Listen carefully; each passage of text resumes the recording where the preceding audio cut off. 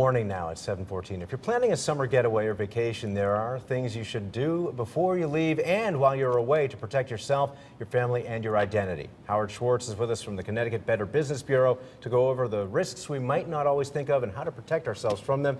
Always a pleasure to have you here. Same here. All right, we are talking about more than just turning off the water and perhaps canceling the mail for the weekend. That's right. Let's start with social media. First thing, make sure the kids are not telling everybody you're going to be away for an awesome vacation in Cape Cod. Somebody might know your address, isn't that right? Yeah, it's hard to believe. But it's worth going beyond that. When we're on vacation, our photographs are time-stamped, they're date-stamped, and if somebody sees that you're geolocated somewhere else and you're not going to be back for a couple of weeks, you're going to have a problem and a nasty surprise when you come home. So this is also really a heads up to check your privacy settings on your social media pages. All right, and before we blow out of Dodge for a getaway, what should we know about credit cards?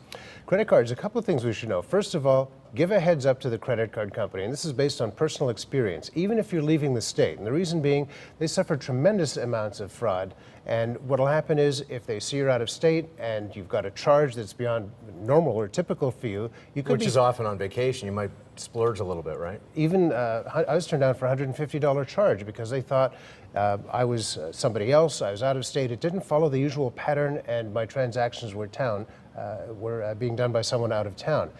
You should be watching out for the hotel front desk scam. Somebody calls you early in the morning, overnight, says, I'm at the front desk, our computers have crashed, we need your credit card number, and if you give it to them, then you're in big trouble, obviously. Anytime somebody asks you for that, especially over the phone, right?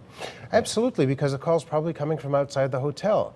You should be careful when you're using free Wi-Fi and your Bluetooth in public places as well, and if you're giving out things like your credit card numbers, you want to be careful because these can be read from somebody sitting not too far away. So if you're in a mall or a free Wi-Fi spot, first of all, turn off your Bluetooth because that can be hacked as well. And just be careful because people are out there to mess with you. The other thing is the question comes up, Jeff, when to use a debit card, when to use an ATM card? I've wondered that myself. Oh, ATM versus debit card. Sorry, ATM versus, it's early in the morning. So yeah, okay, so ATM, which is debit, or a credit card, yeah. The ATM we should be using for things like cash and carry, such as groceries, maybe ground transportation, and if you're going to a gas station. But your credit card should be used for pretty much everything else on vacation, and there are a couple of reasons for that. First of all, you have much better protection. The second reason would be if there's a dispute, you can settle it. But let's use the scenario where you want to rent a bike. You have to put down maybe $100, $200 of deposit. Well, with a debit card, that's going to come straight out of your bank account. Right, that's actually, you're handing over the money. Well, exactly, and if that bike is stolen, you're going to be out even more money. With a credit card, you don't have to worry about that. A lot of them will offer protection above and beyond what you normally have. All right, and by the way, you mentioned, you were talking about a charge of $150, you getting the call from the credit card company. $150, that's a night in a hotel, so especially when you're away somewhere. All right, what about our banking statements when we get back from all the fun? That's a good point. We should be reconciling our statements as quickly as possible, preferably online. You're looking for things like unauthorized charges. You're looking for someone who may have inadvertently put someone else's meal on your tab, and that's happened to me occasionally. And that's really going to be the front line where you discover that your card has been used fraudulently.